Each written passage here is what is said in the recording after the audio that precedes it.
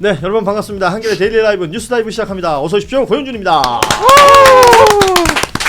자, 금요일에 함께할 세 분 소개해드립니다. 오늘도 역시 노짱자매 함께합니다. 노영희 변호사 나오셨습니다. 안녕하세요. 네, 안녕하세요. 예, 장유미 변호사도 나오셨습니다. 네, 안녕하세요. 자, 그리고 김용대 전 의원도 함께합니다. 어서 오십시오. 안녕하십니까. 반갑습니다. 네, 반갑습니다. 자, 오늘 뉴스가 다룰 내용이 워낙에 뭐 평소에도 많고 오늘도 많고 늘 많습니다. 그리고 오늘 오후에 나온 속보들 조금 짧게 정리를 하고 준비된 뉴스들 보겠습니다.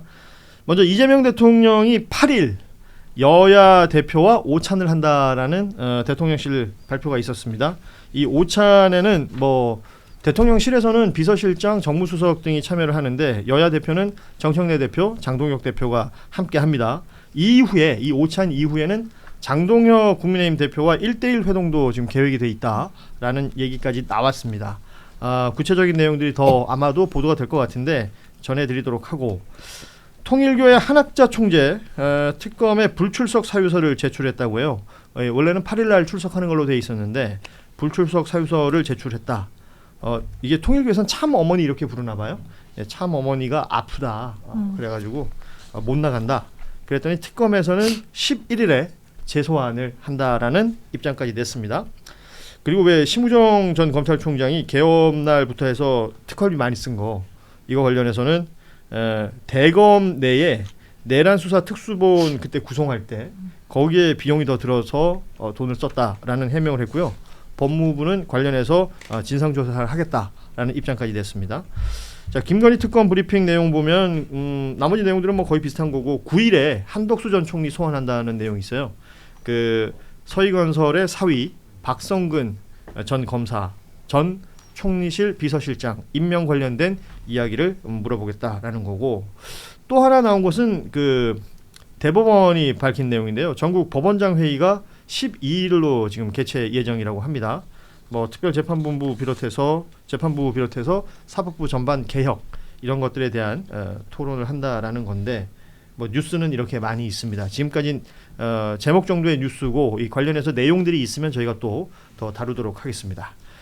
자, 그리고 무엇보다 뭐 어제 오늘 가장 큰 화제성을 띈 뉴스 중에 하나가 조국혁신당 강미정, 이제는 전 대변인이 됐죠. 네. 예.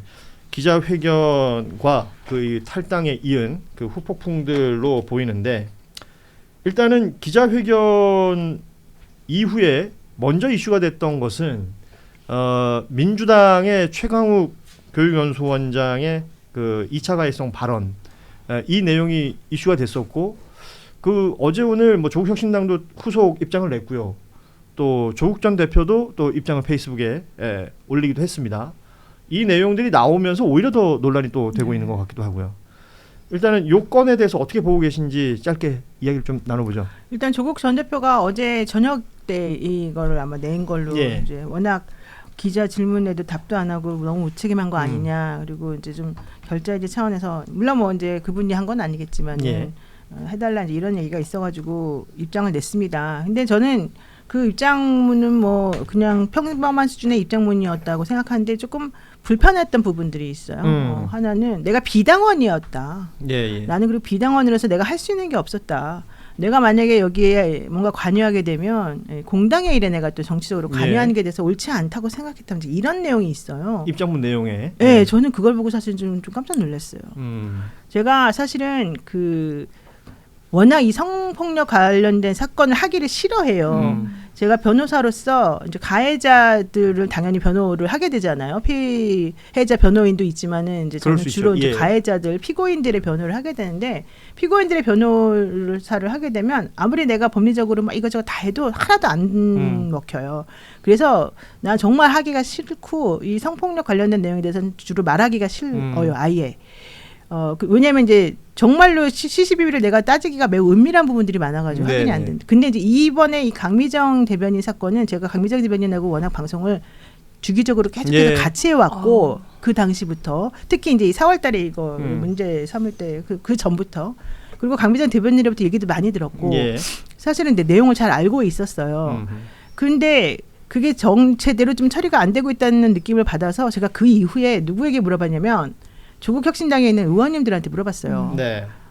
당신들은 이제 의원이기도 하고 지금 현재 조국 대표가 안 계신 상황이니까 좀 뭔가 입장 표명을 해주거나 이렇게 좀 제대로 처리해 주시는 방법을 좀 말해주시면 어떻겠냐. 예. 근데 너무 놀랍게도 그분이 하는 말은 이럴 때는 말하지 않는 게 최고다. 이 얘기를 저한테 직접 하셨고.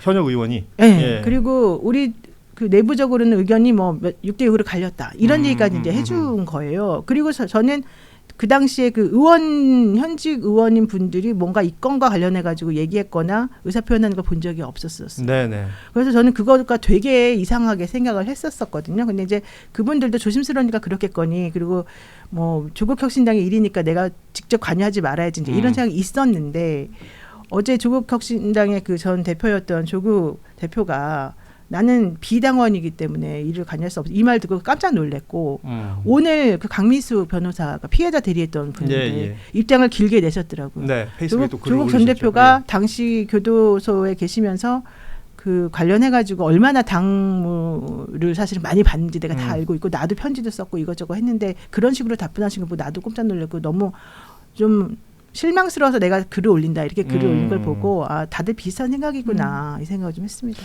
지금 뭐 말씀하신 것처럼 이 사건이 있은 지는 제법 시간이 흘렀는데 이게 지금 불거져 나온 거는 강민정 전 대변인의 기자회견 이후 그리고 조국 혁신당의 그 대처에 대한 이야기들이 많은 거고요. 그 기자회견 후에 또 조국 혁신당에서 냈던 입장문에 이게 마치 그 변호사들의 의견서 같은 조력받은 거 아니냐 이런 뭐 그런 느낌. 왜냐하면 네.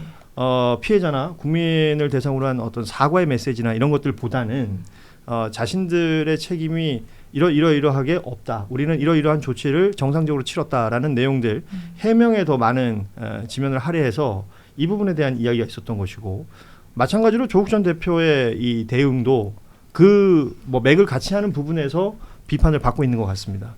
김종대 의원께서는 저도 뭐 정의당에서 하도 많이 겪어본 일이라서 예. 우리는 당 대표가 그냥 그때 즉시 재고의 여지 없이 바로 일단 당 대표도 해직을 시키고 바로 진상조사해서 했는데 그렇게 안 하면은 당이 존립을 못합니다.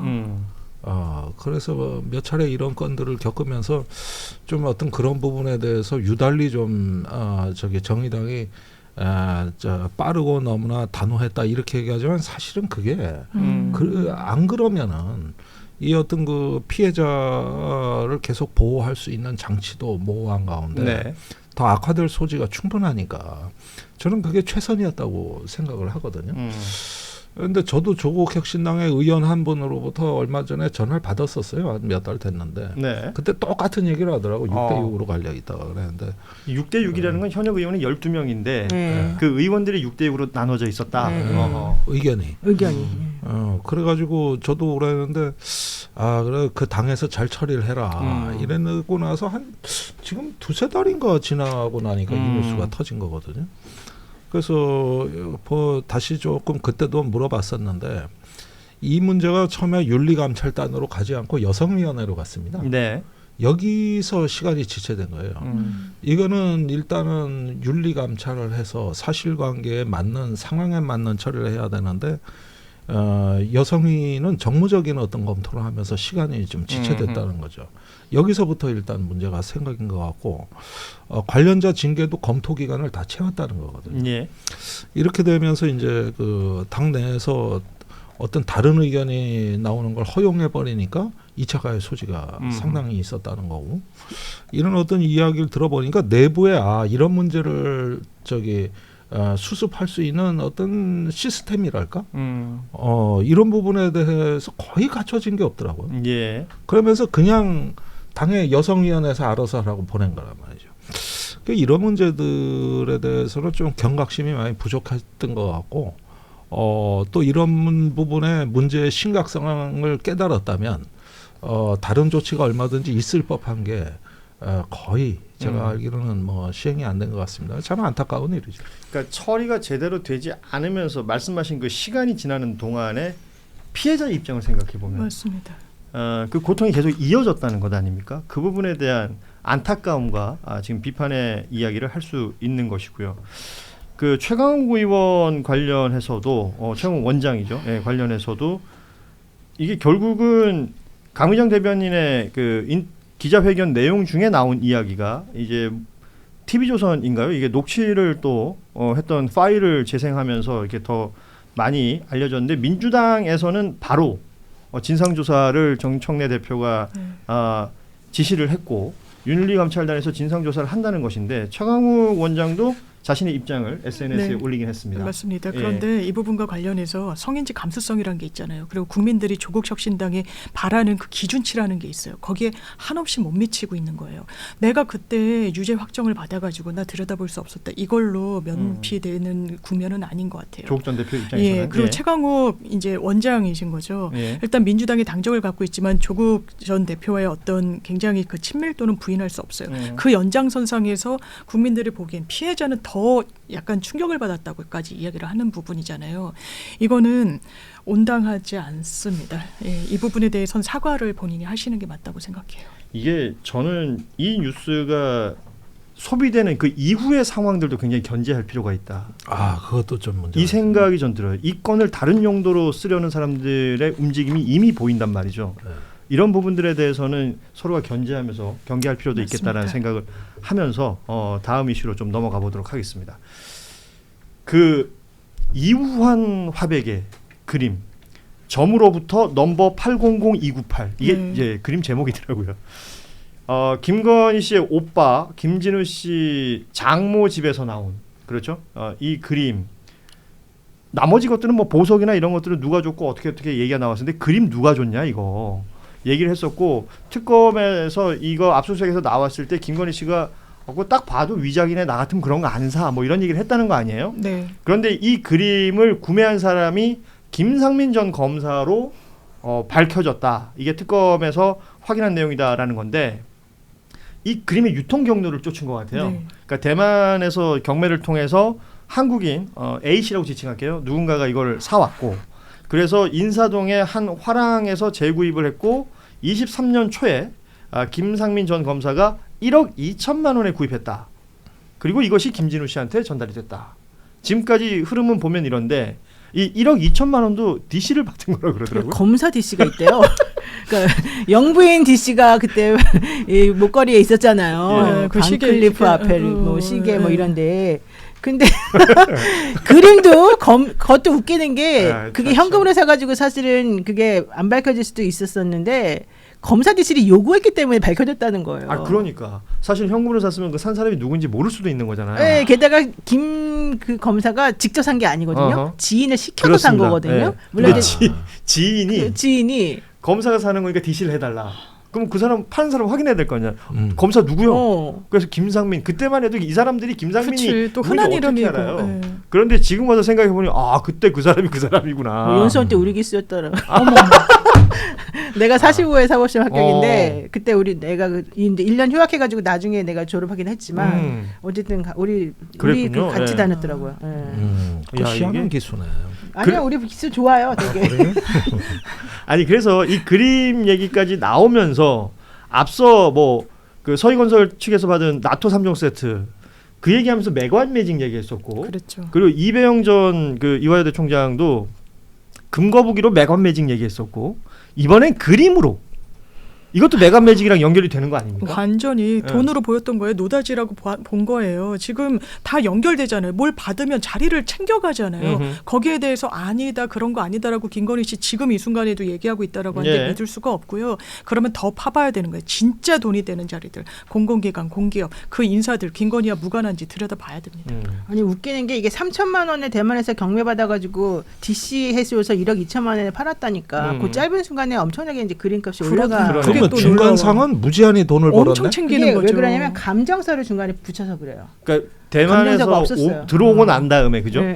감정서가 붙으면서 가격이 올랐고 그게 인사동에서 그렇게 거래가 됐을 텐데 김상민 검사가 2천 DC 받았나 뭐 얼마를 받아가지고 샀다는 거야. 난 이게 너무 웃겨. 아니 검사들은 예술을 보는 어떤 우리가 모르는 신미안이 있어가지고 그걸 존중해주기 위해 할인을 해주나? 그 검사 사법의 이 인문학적 상상력을 높이기 위해서 이유도 없지 그냥 보급형이요? 나는 보급형. 이해를 못하겠는데 하여튼 어찌됐건 그림이 전달되면서 그거에 대한 대가성을 얘기할 때 이 김상민이라는 사람이 이게 수면에 드러난 건 현직 검사 부장 검사인데 뭐 출판 기념회 하면서 나는 뼛속까지 창원 그러니까 사람 부적절해요. 현직 그리고 검사. 뭐 명절 때 막 문자로 인사 돌리고 그러니까 출마할 것을 그때 막 드러냈기 때문에 문제가 됐던 거 아닙니까? 아니 근데 더 웃기는 건 이분이 이거 내가 내 돈으로 산 게 아니다. 이거 김진우 씨가 사달라 그래서 산 거다. 구매 대행. 김진우 씨가 돈을 그걸 줘서 내가 그 검사가 돈으로 한다고? 샀다. 그러니까 말이 안 돼. 무슨 셔틀 하듯이 그림 셔틀 빵 셔틀. 자기 검사인데 오히려 검사가 다른 사람한테 사달라 그랬다 그러면 말이 되는데 반대로. 김진우 씨가 왜 사달라고 하겠어요? 자기가 돈을 주면서. 그러니까 말도 안 되는 거짓말을 너무 뻔뻔하게 하는 정말 거죠. 이 정도면 너무 뻔뻔스러워. 아무튼 그 이후에 김상민 전 검사는 이름이 거론된 게 이제 명태균 관련된 뉴스들 나올 때 김건희 씨가 이제 김영선 전 의원한테 그랬다는 거 아니에요. 그 의창을 양보하고 뭐 장관이나 공기업 사장 뭐 이런 얘기하면서 어찌됐건 김상민을 챙기려고 했다. 조국 수사 때 뭐 수고했다 어쩐다 이런 아니 얘기하면서. 처음에 이 얘기가 나왔을 때 무슨 사람들이 전부 다 궁금해했어요. 조국 수사 때 제대로 일도 안 한 사람으로 알고 있는데 왜 조국 수사를 거론하면서 이 사람을 특히 챙겨주려고 했느냐. 김건희 씨가. 김상민 씨하고 무슨 관계냐 이해가 안 간다. 다들 그랬거든요. 그래서 우리가 잘생겨서 좋아했나? 근데 그런 타입의 얼굴을 좋아하나? 그런 얘기까지 했어요. 이건 이제 농담이지만은 그러니까 그런 얘기까지 할 정도로 관계가 사실 이제 없었단 말이죠. 그렇죠. 근데 결국 알고 봤더니 매간 매직이었다. 그러니까 그림이었다. 이게 중요한 거예요. 사실 뭐 지금 앞서 나온 뭐 나토 3중 세트 금거북이 그림 이것만이겠느냐라는 얘기는 다 하고 있습니다만 진짜, 예. 어찌됐건 밝혀진 것만 해도 이 정도니까 그 제가 들어보니까 대통령이 임명할 수 있는 자리가 한 3,000자리 이상 된다면서요. 아이 그게요 그냥 시장만 돼도 임명할 수 있는 자리가 그 정도는 된대요. 아니 근데 예전에 왜 공천이랑 뭐 자리랑 인사권이랑 뭐 반띵한다 그랬잖아. 반띵한다 그랬으면 김건희 씨가 그만큼 갖고 있으면 이게 자리당 단가표 같은 게 있는 거 아닌가. 근데 제일 단가가 낮은 게 이제 국가교육위원장이었던 거지. 금거북이가. 네, 그게 한 마리 금거북이야? 아니에요. 네. 그 당시 시가로는 500만 원이 좀 아니야. 그게 잘못된 거예요. 한 마리가 아니에요. 그게 세트고 그 중에 한 마리가 돌아다니는 거야. 돌아다녀? 걸어다니는 거예요? 뭐 이렇게 챙기다가 거북이니까 이렇게 걸어 기어다니는 거지. 자기가 물을 찾아서. 그 제일 싼 거, 야야야, 다 챙겨, 빨리 챙겨. 저 너절너절한 거는 뭐 빼고 이러다가 하나 흘린 거겠지. 그러니까 뭐. 돼지였으면 막 도망갔을 거야 빨리. 근데 거북이라 느릿느릿 걸어서 거기 진짜 가만히 동생 하나 금고 안에 떼어준 안착돼 있던 거죠. 그게 원래 세트래잖아. 결과적으로 매간 매직 관점에서 보자면 그 창원 의창의 공천을 결국 못 받잖아요. 경선에서 탈락하고. 근데 그 이후에 자리를 또 챙겨준단 말이에요. 네. 국정원장 법률 특보가 됩니다. 그리고 뭐 이 사람이 그 이후에 이재명 당시 대표의 테러 관련한 보고서를 뭐 커터칼 살인미수 사건 뭐 이런 식으로 축소 보고하는 보고서도 작성했던 사람이고 결국 이게 다는 아닐 것이다라는 강한 의심은 더 생기는 너무 생기죠. 그런 상황이었습니다. 그래서 아까도 얘기했지만 그 돈은 그러니까 그림을 김진우 씨가 사달라 그래서 구매 대행해 줬다는 거 아니에요? 그럼 그 돈은 자기 돈이었겠느냐? 여기까지 의심이 되는 거지. 왜냐하면 이 사람이 그때 선거 나왔을 때 카니발을 코인 얘기하냐. 카니발 렌트를 할 때 그 돈 대줬던 사람이 존버킴? 존버킴. 예. 놀랍게도 박 씨야. 김 씨가 아니고. 네. 존버킴인데 박 씨예요. 네. 난 그게 좀 놀라웠어요. 그러니까 일부러 이렇게 흐리는 거지. 그러니까. 장씨인데 노씨라고 그러고 돌아다니는. 네, 뭐 제인 노 뭐 이렇게 하면서 다니는 거지. 그러니까 이런 구매자금 출처도 살펴봐야 되는 거겠죠? 아니 그래서 그 존버킴 그 코인 관련해 가지고 수사하는 사람이 어떻게? 그러니까 김상민 검사 본인이 수사한 거 아니에요? 본인이 거기서 수사한 거잖아요. 근데 어떻게 그때 당시에 카니발 렌트 차량 그 비를 얼마 되지도 않는 거를 그거를 거기다 댔다 이제 이 얘기까지 나와가지고 실제 그 사람 또 게다가 그 존버킴은 다른 걸로 이제 들어갔다가 또 나왔어요. 그렇죠. 예. 엄청나게 또 잘 풀려나요 이 능력자야. 이게 전체적으로는 다 이게 뭔가 있다니까요. 끝을 모르겠네. 그러니까 끝이 없어요 완전. 그냥. 아니 방송하러 가셔서 야 모르겠네. 그럼 제가 뭐 어떻게 없네 알고 보니. 공부하고 계셔 지금. 더 알려드려요? 존버킴도 일하러 오셨으면 일을 아니 모르는 건 모른다 그래야지. 어쩔 수가 없지. 솔직담백. 예.